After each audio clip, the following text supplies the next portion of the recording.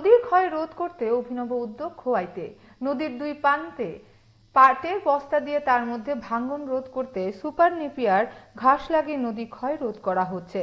Super Napier ঘাস হলো hybrid ঘাস, যা গরুর খাদ্য হিসেবে ব্যবহৃত হয়।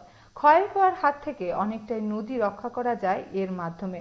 মঙ্গলবার দুপুরে এই রকম প্রজেক্ট পরিদর্শন করেন বায়োটেকনোলজি অথরিটির প্রতিনিধিরা। তারা গোটা বিষয়টি পরিদর্শন করেন।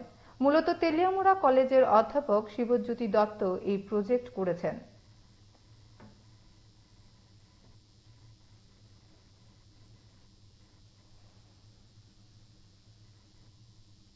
অভিনন্দন জানাতে চাই তেলিয়ামুড়া কলেজের অধ্যক্ষ ডক্টর মিহির পাল মহোদয়কে। এখানে যিনি এই প্রজেক্টটি দেখেছেন শিবজ্যোতি, উনিও একজন অধ্যাপক, এবং আমার সঙ্গে আছেন deputy project officer doctor Sumit Sarkar, এবং এখানকার যারা এলাকাবাসী আছেন। আমি খুব ভালো একটা জিনিস দেখছিলাম, সেটা হচ্ছে গিয়ে আমাদের ত্রিপুরাতে নদী বক্ষে প্রচুর পরিমাণ ইরোশন বা ক্ষয় হয়, এবং এই ক্ষয়গুলো প্রত্যেক বছর মানে হাজার হাজার টন উর্বর মাটিকে নিয়ে বেরিয়ে যায়।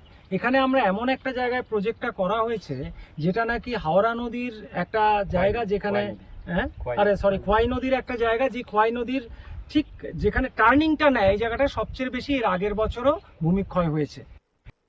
এবারেতে এই প্রজেক্ট, সেটা হচ্ছে ডাইরেক্টরেট অফ বায়োটেকনোলজির যে আর্থিক আনুকূল্যে যে তেলিয়ামুড়া কলেজ করেছে এই খোয়াই নদীতে। এখানে ওরা প্রথমে জুটের ব্যাগ বা জুটের যে চটের যে বস্তা আছে সেটাকে মাটিতে রেখেছে। তারপর তার মধ্যে নেপিয়ার গ্রাস বা সুপার নেপিয়ার গ্রাস, আপনারা জানেন নেপিয়ার গ্রাস হচ্ছে গিয়ে খুব ভালো প্রাণী খাদ্য, গরু ছাগলেরা খায়। এটাকে লাগানোর ফলে দেখা গেল অদ্ভুত জিনিস। আপনারা যদি এদিকে ক্যামেরা নেন তাহলে দেখতে পাবেন একটা দিকে পুরো ভূমিক্ষয় হয়ে গেছে, দেখুন জল কিভাবে নিয়ে নিয়েছে রাস্তাগুলোকে। ঠিক যেই জায়গাটায় নেপিয়ার গ্রাসটা লাগানো হয়েছে এবং সেই জুটের বা চটের যে ব্যাগগুলো ছিল মাটির মধ্যে, ওই যেটাকে কেন্দ্র করে নেপিয়ার গ্রাসগুলো গড়ে উঠেছে, এই জায়গাতে একটু ভূমিক্ষয় হয়নি। অথচ এই জায়গাতে সবচেয়ে বেশি ভূমিক্ষয় হওয়ার কথা ছিল, কারণ নদী বাঁক নিচ্ছে এই জায়গাটায়। তারপরের জায়গাটা দেখুন, এই যে ক্ষেত, ধান ক্ষেত কতটা নিয়ে গেছে।